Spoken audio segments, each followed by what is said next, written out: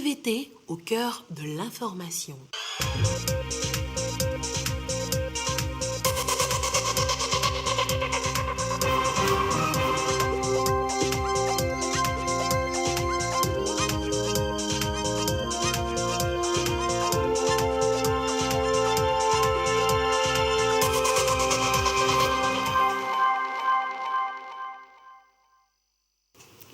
Les travaux d'aménagement de la nationale numéro 5 Lomé-Palimé vont bon train. Un an déjà, le 17 juin, le tronçon Todman-Zanguera est ouvert à la circulation au grand bonheur des populations. La nouvelle société cotonnière du Togo vient d'installer ses délégués du personnel, délégués actifs appelés à défendre les intérêts de leurs collègues et œuvrer au bon fonctionnement de ce secteur d'activité. Et puis, Monseigneur Nicodème Bariga bénissant, l'archevêque de Lomé, a présenté hier son ouvrage intitulé « Le trône royal » lors d'un café littéraire, une pièce de théâtre publiée aux Nouvelles Éditions africaines en 1993. Voilà pour les titres. Bonsoir à toutes et à tous. La route joue un rôle important dans le développement socio-économique d'un pays. Elle reste le mode de transport privilégié aussi bien pour les personnes que pour les marchandises. Et le Togo a mis un accent particulier sur le développement de son réseau routier. Des travaux d'aménagement sont en cours, notamment sur la nationale numéro 5 Lomé-Palimé. Les populations s'en réjouissent. Jazinambaga. Si le début de l'aménagement de la route Lomé-Palimé les avait contraints à baisser les stores, supermarchés, boutiques, bars et autres sociétés ou entreprises situées en bordure de cette voie n'ont pas attendu la fin des travaux pour rouvrir leurs portes. Et pour cause, le reprofilage de la nationale numéro 5 pour en faire une route moderne se révèle une véritable vitrine pour leurs affaires. Lorsque on a commencé à faire les routes, nous étions enclavés, totalement enclavés, ce qui a agi sur nos affaires. Maintenant, on a mis en place la bitume et ce qu'il faut, et ça donne une belle vue. Les clients arrivent mieux. Ça améliore la beauté de la ville. Atikoumé a changé de visage. Certaines personnes qui arrivent de l'étranger ne reconnaissent plus Atikoumé parce que c'est devenu plus beau. Actuellement, nous avons une circulation très fluide.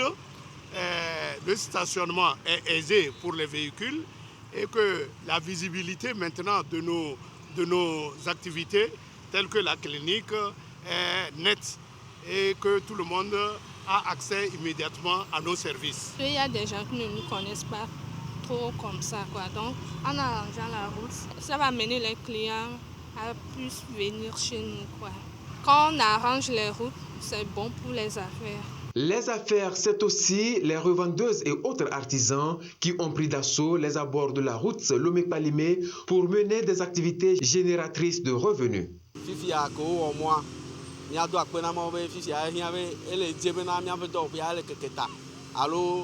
La route est large et ça nous donne plus de visibilité pour notre travail. Comme les voitures et les motos passent maintenant, il y a beaucoup de gens qui vont nous voir.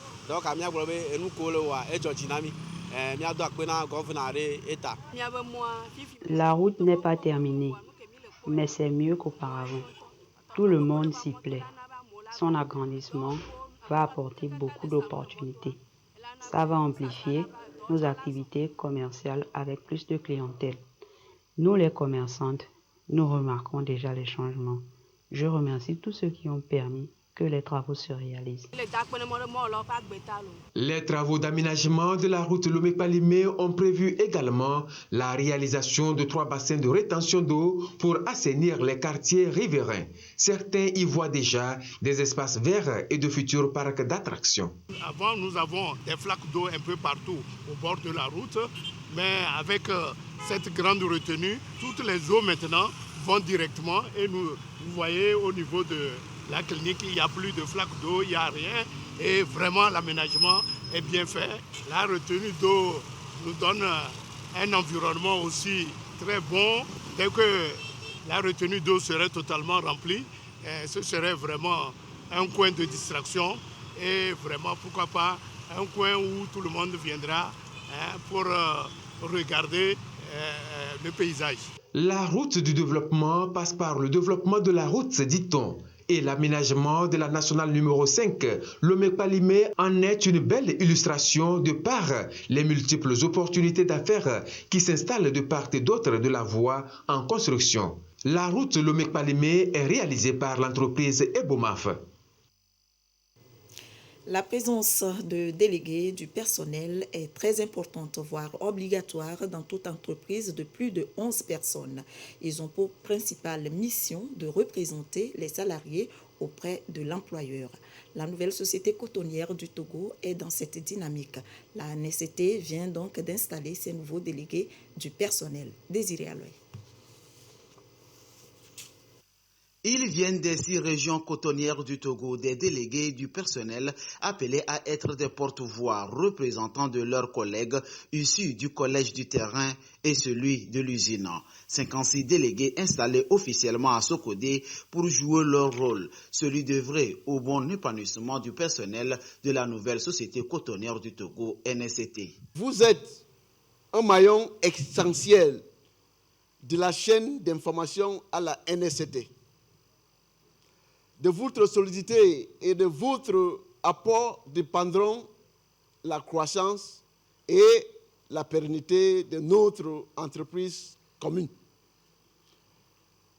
Votre fragilité constituera un frein et un événement vers le bas des efforts de tous pour une NST conquérante et prospère. La NST, avec le groupe international OLAM, a des défis à relever, celui de travailler à la base pour porter la production à 225 000 tonnes à l'horizon 2025. Une synergie d'action du personnel aura à coup sûr un impact sur les producteurs. Nous attendons de cet atelier être outillés pour bien mener nos mandats, pour un climat apaisé au sein de la société et aussi négocier les conditions de vie et de travail meilleures pour nos camarades travailleurs de la NST. Périodiquement, ils suivront des formations afin qu'ils jouent efficacement leur rôle dans l'objectif de partager les valeurs de la nouvelle société cotonnière du Togo, NST. Les gens de mer étaient à l'honneur hier, une journée qui leur est dédiée le 25 juin de chaque année. En ce jour spécial au Togo, le ministère en charge de l'économie maritime a organisé une rencontre avec tous les acteurs impliqués.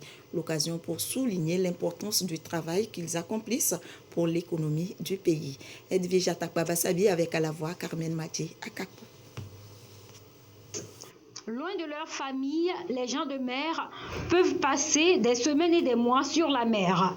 Ils sont des travailleurs clés dans l'exploitation des navires marchands. Qu'ils réalisent des opérations commerciales ou techniques, les gens de mer sont quotidiennement exposés à des risques dans leur travail. Beaucoup de difficultés sont à bord. Les dangers sont permanents à bord du navire. D'abord en passant par le tanguay lui-même des navires, la houle due au navire, ce qui fait qu'il n'y a plus l'équilibre à bord. Au niveau du travail, le travail est dur, très compliqué, lié aux intempéries, lié à la distance. Nous quittons complètement nos familles. Donc ça crée en nous un si grand stress. On s'est finalement habitué à gérer quand même ces crises de temps à autre. Et dans l'exercice de leur métier, certains de ces hommes et femmes y laissent parfois leur vie. La journée du 25 juin est instituée depuis 2011 pour leur rendre hommage. L'occasion est saisie cette année pour partager avec le public la place des gens de mer dans le trafic maritime mondial. Et vu le rôle essentiel que jouent ces marins, l'OMI a décidé de leur consacrer une journée au cours de l'année pour célébrer le rôle important qu'ils jouent. C'est l'occasion aussi de sensibiliser nos sœurs à embrasser ce métier, un métier noble. Nous avons environ 6 femmes navigantes. Nous aimerions avoir plus que ça. Avec la pandémie du Covid-19, le travail des gens de mer est devenu encore plus pénible. L'Organisation maritime internationale le reconnaît à travers le thème de cette année, Gens de mer au cœur des transports maritimes de demain. Pour faire respecter les mesures sanitaires, les autorités togolaises peuvent compter sur la police verte anti-Covid. Cette police a été justement créée pour ça il y a 1 an. Elle regroupe des jeunes volontaires qui sillonnent la capitale pour inciter les habitants à observer les mesures barrières. Karine Olanlo. Ce sont 135 membres déployés dans les marchés, lieux publics de culte et de distraction pour faire respecter la discipline imposée par le Covid-19. Ils sont reconnaissables à leur tenue verte. Nous intervenons dans le domaine de l'appui à la sécurité, l'environnement, puis la santé. Au niveau de l'appui à la sécurité, nous avions eu à démanteler beaucoup de réseaux criminels dans les communes d'Agoignivé. Et au niveau de l'environnement, il y a des activités de rebasement tout dernièrement que nous avions menées dans différentes communes. Ça a été un an d'expérience que nous avions appris beaucoup de choses. Le Satisfeci encourage et donne des ailes à la police verte pour se projeter. En accord avec la politique nationale, elle saisit l'occasion de son bilan pour se fixer de nouveaux objectifs. Ensemble, nous allons mener les activités pour épanouir la jeunesse d'Agoignivé. Et surtout au niveau de la santé, la protection de l'environnement et l'appui à la sécurité. Nos agents que nous allons envoyer, ils vont essayer de servir de relais, nous aider à ce qu'on puisse relayer les informations au plus vite aux forces de l'ordre et de défense qui sont avec nous pour qu'ils puissent vraiment assurer la sécurité dans le pays. Je pense que ce plan décline beaucoup de projets. Implantée pour l'heure à Lomé, la police verte ambitionne de couvrir toutes les 117 communes du Togo.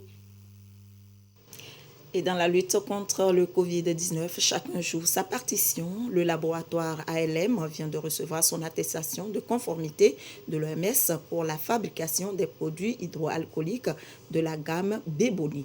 Un feu vert donné par le comité de contrôle qualité de la commission ad hoc de riposte au Covid-19 de l'université de Lomé. Edwige Atakwa Bassabi, reportage présenté par Eliagba Nyadao. Les produits hydroalcooliques de la gamme Beboni ALM sont désormais certifiés. Le comité de contrôle qualité de la commission ad hoc de l'université de Lomé donne son aval pour la commercialisation de ces produits. Pour obtenir ce sésame, des critères ont été respectés. L'OMS a élaboré un guide. Dans ce guide de l'OMS, il est important de s'assurer qu'il y ait une certaine organisation qualité autour de la production, qui est une chose. Et une seconde, c'est aussi de vérifier que le taux d'alcool qui se trouve dans le produit est à un niveau qui peut permettre d'avoir une action sur les différents germes, notamment les bactéries, les virus, les champignons et autres. Nous avons utilisé les essais dans un laboratoire de chimie qui a dosé ce taux et a reconnu que ce taux est dans la fourchette qui est recommandée par l'OMS. Ces tests ont été faits et on a eu ces résultats probants qui nous permettent de dire que sur les échantillons que nous avons prélevés, eh bien, notre société qui a signé un contrat avec nous offre des produits qui sont conformes. C'est une attestation qui permet au laboratoire de s'affirmer davantage sur le plan national et international. Obtenir cette attestation nous permettra de nous ouvrir beaucoup de portes. Portes parce que nombreux sont nos clients qui ont demandé à ce qu'on leur fournisse l'attestation de conformité. Car l'université de Lomé est un label de confiance de qualité. L'attestation sera valable 6 mois, car durant ces 6 mois, nous serons contrôlés chaque 2 mois pour toujours vérifier si nous faisons bien. À l'initiative de 4 pharmaciens togolais, ALM est une structure pluridimensionnelle créée afin de répondre aux demandes locales. Avec l'acquisition de cette certification, le laboratoire passe un nouveau cap dans sa quête de l'excellence. À ce jour, samedi 26 juin 2021, la situation de la pandémie au nouveau coronavirus au Togo se présente comme suit. Le nombre de cas confirmés est de 13 816, 28 nouveaux cas depuis hier. Le nombre de personnes guéries est de 13 441, 39 nouveaux guéris depuis hier. Le nombre de cas actifs est de 247 et le nombre de décès est de 128. Et c'est signé le ministre de la Santé, de l'Hygiène publique et de l'Accès universel aux soins, professeur Moustapha Mijiawa. Du matériel de laboratoire est mis à la disposition de l'Université de Kara. Objectif, assurer un enseignement de qualité aux apprenants. Un don de l'association Koshigan comme l'a Anthony. Nestor Mouzou. Dans ces cartons se trouve du matériel de laboratoire. Ce matériel est un don de ASSO2KA, Association Koshigan comme l'a Anthony, basée à Lomé, au laboratoire de chimie de l'Université de Kara. Cette action de générosité vient renforcer les capacités de cette institution dans sa quête de donner une formation de qualité aux étudiants. Koshigan Clomé Anthony, c'est notre feu père. Il était directeur de CEG. Donc nous avons créé une association en son nom. Donc comme il était directeur, il aimait beaucoup motiver les élèves pour faire les études. Donc nous avons pensé à ça. Donc nous avons acheté du matériel scientifique pour venir faire un don à l'université, donc pour motiver les jeunes frères. Le don fait par l'association Koshigan comme l'a Anthony a un coût de 5 millions de francs CFA. Nous tenons à remercier le donateur pour ce généreux geste. Nous souhaitons également que les autres associations qui ont assez de moyens emboîtent le pas. Parce que vous savez, l'université de Kara, malgré ses efforts, est limitée en termes de ressources financières. Et donc, nous ne pouvons que compter sur les partenariats pour équiper nos laboratoires de recherche. L'association Koshigan comme l'a Anthony est une organisation naissante. Elle a été créée en novembre 2020 et s'est assignée comme mission la promotion de l'éducation. Elle entend aussi œuvrer pour l'émancipation de la jeune fille togolaise. Registre santé toujours et la pilule du lendemain. Tout savoir sur cette contraception d'urgence qui permet d'éviter une grossesse non désirée. Mais attention, la prise d'une pilule peut engendrer des effets indésirables. Alors comment ça marche et quand la prendre? Éclairage Sandra Aziabou. Un coup du soir, un rapport non protégé, à l'horizon, l'angoisse d'une grossesse indésirée. Très tôt le matin, c'est la course à la pharmacie. Bonjour monsieur. S'il vous plaît, vous avez la pilule du lendemain?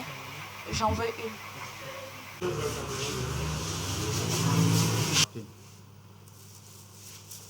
Vous est-il déjà arrivé de prendre la pilule du lendemain? Oui, je l'ai une fois utilisée. J'entends parler de la pilule du lendemain. Malheureusement, je ne l'ai jamais utilisée. Mes copains en achètent pour éviter éventuellement des grossesses. Une chose est certaine, nos jeunes interrogés semblent bien connaître le comprimé à la plaquette orange. Nous avons malheureusement de plus en plus de filles très jeunes qui viennent chercher les pilules du lendemain. C'est lors des fêtes des fins d'année, mois de janvier ou bien au cours de la fête de Saint-Valentin. Nous avons observé une utilisation, une demande plus importante. Pas forcément besoin de tendre une ordonnance pour s'acheter sa pilule du lendemain. C'est en vente libre et anonyme. Néanmoins, il ne faut pas exagérer sur sa prise. Les très jeunes filles qui viennent en chercher, ce sont elles qui viennent le plus fréquemment. Vous allez la voir venir chercher la pilule du lendemain 4 à 5 fois par mois. Ce n'est pas une méthode contraceptive habituelle. C'est une méthode d'urgence. Nous leur expliquons également comment cela doit être utilisé. C'est après le rapport sexuel, le plus tôt possible. Les rapports sexuels à risque sans protection, ça peut arriver à tout le monde. Beaucoup dans ce cas, surtout les jeunes, font recours à la contraception de rattrapage. Mais attention. Lorsque la pilule du lendemain devient une pilule à consommer de façon abusive, on est dans une dérive. Donc la consommation régulière et abusive va exposer celle qui la consomme. Il y a des troubles hépatiques qui peuvent survenir. Il y a des troubles gastriques qui peuvent survenir. Les maux de tête, la fatigue, la perturbation du cycle. Il y a beaucoup d'inconvénients. Il y a des problèmes qui sont connus il y a d'autres qui ne sont pas forcément connus. Contraception d'urgence, oui, mais on peut mieux faire. Avis aux parents. À partir du moment où une adolescente est sexuellement active, il vaut mieux qu'elle ait une contraception. Elles ont besoin d'être prises en main. La pilule est une méthode de contraception d'urgence. Elle ne peut être considérée comme une méthode contraceptive à proprement parler, moins encore ne peut remplacer une contraceptive régulière. Actualité à l'international, alors que les députés sénégalais examinaient hier vendredi les nouvelles lois portant sur la lutte contre le terrorisme, des affrontements entre la police sénégalaise et des manifestants ont éclaté à Dakar. C'est une manifestation de la population pour exprimer son mécontentement par rapport aux tests jugés liberticides par l'opposition et la société civile. Des affrontements entre la police sénégalaise et des manifestants ont éclaté. Vendredi à Dakar, des protestations liées au projet de loi antiterroriste et de réforme du code pénal, jugé trop liberticide par l'opposition et des organisations de la société civile, ont été organisées dans la capitale sénégalaise.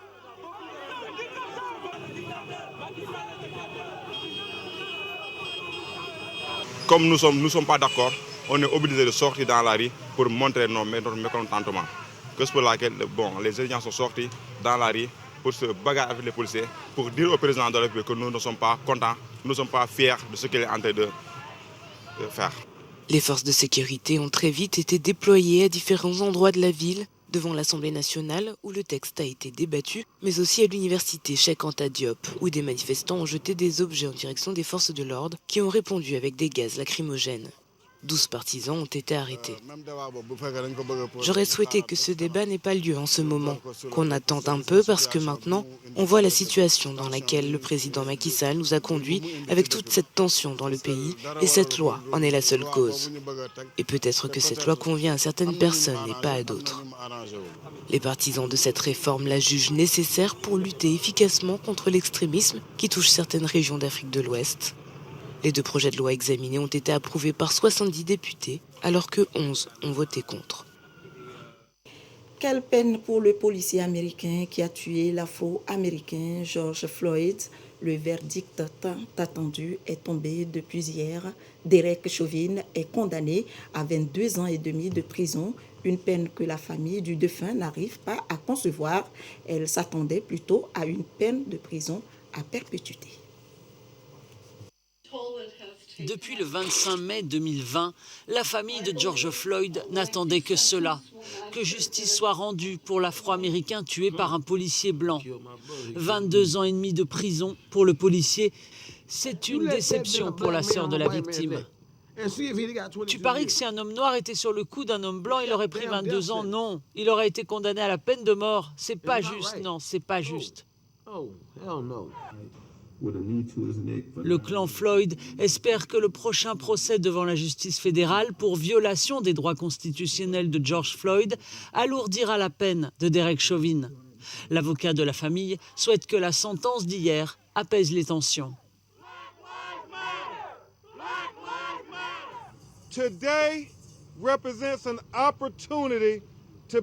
Aujourd'hui, nous avons l'occasion de marquer un tournant en Amérique. Il s'agit de la plus longue peine à laquelle un policier ait jamais été condamné dans l'histoire de l'État du Minnesota. Eh bien, je ne connais pas toutes les circonstances, a réagi de son côté le président Joe Biden, mais il me semble que cela soit approprié. Il y a 13 mois à Minneapolis, Derek Chauvin avait arrêté George Floyd et s'était agenouillé sur son cou pendant près de 10 minutes. Ses 3 collègues policiers seront jugés en mars 2022 pour complicité de meurtre. Retour au Togo, et je vous l'annonçais en titre, le trône royal de Monseigneur Nicodème Bénissant Bariga s'offre un café littéraire, une pièce de théâtre qui met en exergue l'art oratoire, la passion et l'adhésion aux valeurs que l'on veut communiquer. Et c'est dans le contexte du livre du mois initié par le ministère de la Culture et du Tourisme pour célébrer la création littéraire togolaise. Timou Aïssim Yata Aratem. Du monde invisible. fait? Comment va notre roi? J'ai fait de mon mieux. Mais, hélas, il était déjà trop tard. Je continue.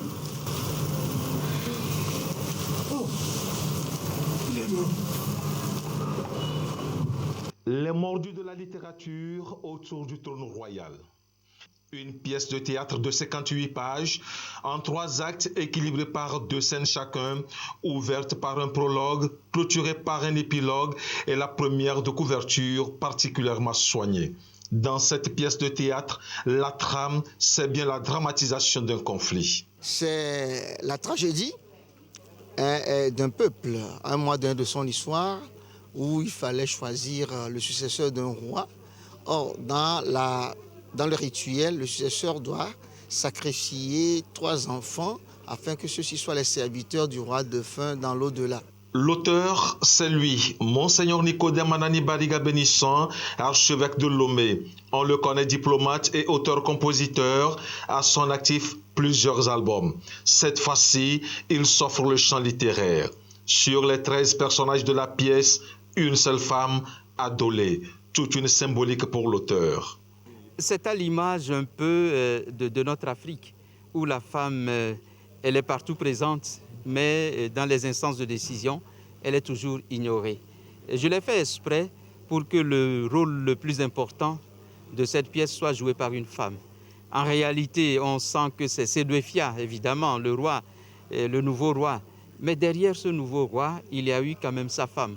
C'est elle qui a été décisive dans la pièce. L'unique femme a eu le rôle le plus beau dans toute cette pièce. Dans sa structure et dans sa thématique, le nombre 3 est aussi récurrent. Et dans la tradition du peuple mise en scène dans la pièce, le nombre 3 a une grande importance. On doit enterrer le roi nécessairement 3 jours après sa mort. Sa mort ne doit être annoncée que 3 jours après qu'il est survenu. Le nouveau roi doit être intronisé 3 jours après la mort de son prédécesseur, après le sacrifice de 3 enfants. L'auteur construit son travail sur le jeu des contraires. Nous avons le jour et la nuit, la vie, la mort, le passé et le futur, et nous avons également l'ancien et le nouveau. Paru en 1993 aux Nouvelles Éditions africaines nées à Togo et réédité aux éditions Saint-Augustin Afrique en 2019, le trône royal est construit sur une conception de la vie et de la mort par un groupe social pris dans ses propres contradictions. Grâce à la vision d'Adolé, Sédouéphia, le frère du roi défunt, va accéder au trône sans se soumettre à cette pratique, celle de sacrifier ses enfants. C'est la fin de ce journal. Merci de nous avoir suivis. L'édition de nuit sera présentée par Abidé Yassingbe. Je vous souhaite une très belle soirée, bon week-end et à très prochainement.